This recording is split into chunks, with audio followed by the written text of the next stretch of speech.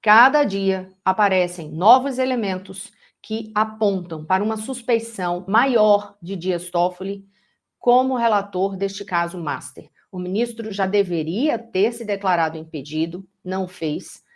A corte já deveria ter adotado uma postura mais forte em relação a isso, também não fez, mas o assunto racha o Supremo Tribunal Federal. Diferentemente da postura que os ministros tiveram em maioria absoluta dentro do STF, naquele caso do 8 de janeiro, quando eles se juntaram, fizeram uma proteção à imagem do Supremo Tribunal Federal e à defesa dos próprios ministros, sempre com um ou outro vindo a público para falar que os ministros estavam sendo atacados sem razão. Desta vez, o Supremo Tribunal Federal e seus ministros silenciam. Ninguém vem a público para defender Dias Toffoli. Isso é um recado muito forte de que ele não está com essa bola toda lá dentro do Supremo. Pelo contrário, está causando desconforto, sim. Porém, os ministros ficam numa situação, e o STF numa situação nada republicana de estar numa encruzilhada, defender a Suprema Corte ou manter essa blindagem dos ministros.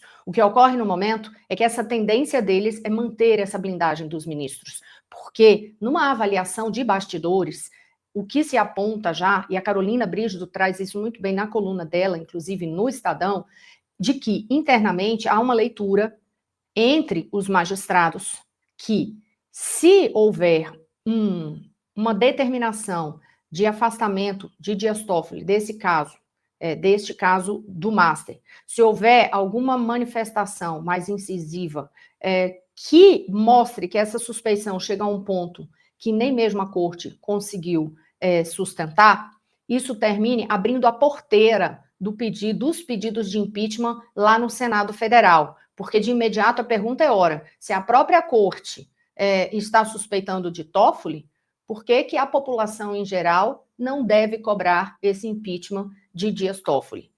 Essa é a pergunta que eles fazem lá dentro, e por isso que eu digo que é uma balança que pende de uma forma nada republicana na avaliação deles sobre a questão não é proteger, ou a preocupação maior proteger o Supremo Tribunal Federal e a Constituição brasileira, mas blindar os próprios ministros, gerar uma redoma para que os próprios ministros continuem intocáveis lá no Supremo, sem ter nenhuma corregedoria na Suprema Corte, sem ter como eles serem encaminhados para nada ali de avaliação do CNJ, nada disso.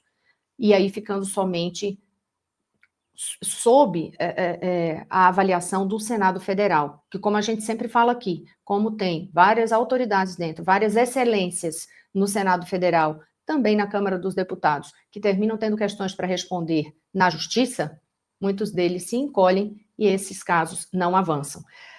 A CPI do Master já tem números suficientes de assinaturas, a CPMI tem, a CPI protocolada teve esse número de assinaturas. As chances reais de ela avançar, a probabilidade, pelo que eles falam, quando conversam com a gente aqui, é pequena. É pequeno. Mas assim, mas como é que chega a um número de assinaturas, mas a possibilidade é pequena? Um argumento técnico, eu gosto de trazer muito isso, é muito interessante, ontem a gente falava sobre isso, que a questão da Procuradoria-Geral da República, que deve rejeitar e que vai botar o pedido para afastamento de Toffoli do caso, mas que vai embasar isso com dados técnicos, com informações técnicas, sempre tem uma forma de construir o texto de negativo ou de encaminhamento, por exemplo, de CPI, de uma maneira técnica também.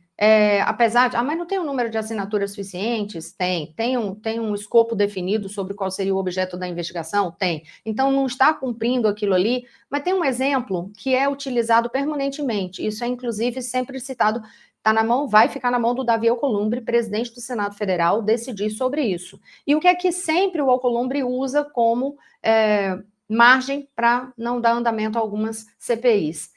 Que tem uma fila enorme, já esperando, entendeu? Vai passar na frente das outras, já tem uma fila grande. Então tem que ir, mas a verdade é, a quem interessa, né? A quem interessa essa CPI. Essa CPI, aliás, pode terminar, isso no ano eleitoral, com as relações, a gente já falou disso também, as relações que o Vorcaro tem, Daniel Vorcaro tem, com políticos das mais variadas colorações, ou sem coloração partidária alguma, Colorações políticas que eu estou falando, tá? As colorações políticas ali, se vai mais para a esquerda, mais para a direita, ou se não tem coloração alguma, e migra de um lado para o outro o tempo inteiro, né? Meio. Lembra do Pastoril, gente? A Diana que não tem partido, o partido é os dois cordões, lá no Centrão é mais ou menos isso, né? Vai para quem tiver vencendo, quem tiver com poder. Enfim, mas não vou. A cultura popular não merece nem essa comparação, viu? Então, me desculpem aí a comparação, porque a cultura popular não merece, não. O belíssimo Pastoril da cultura popular brasileira nem merece essa comparação, não, porque é uma cultura muito rica e muito bela para isso, para fazer esse desenho junto com algo que nada belo tem. Enfim, mas vamos voltar aqui. O que é que diz a Constituição? O artigo 102 da Constituição aponta a função do STF como protetor da Constituição brasileira. A própria Constituição aponta que, artigo 102, cabe ao Supremo Tribunal Federal proteger a Constituição. Mas, na prática, o que a gente está vendo é o Supremo Tribunal Federal como protetor dos seus ministros. É isso que a gente se esbarra hoje. É isso, né? Um ato mais simples não é simples não, mas que poderia desatar um tanto desse nó, seria tirar o erro inicial, né? Cortar o mal pela raiz. E cortar o mal pela raiz seria pegar esse caso master e mandar para onde ele deveria estar, primeira instância, né? Os ministros discutem isso também internamente. Claro que eles discutem isso internamente, não tem como não discutir. É isso que. Basta acompanhar a coluna da Carolina Brígido todo dia que vocês vão ver também que. Carol, estou fazendo merchan para você também, viu aqui, mas é porque é uma cobertura muito intensa do Supremo Tribunal Federal. E basta acompanhar que ela vai trazendo sempre esses bastidores. E o fato é isso, desta vez, é algo que está dividindo os ministros, mas se colocasse hoje para votar um código de ética, a chance seria de ser aprovada, mas eu mantenho a pergunta que eu venho fazendo nesses dias. O que adiantaria também ter um código de ética se não houver uma determinação sobre o que será feito caso os ministros descumpram o código de ética?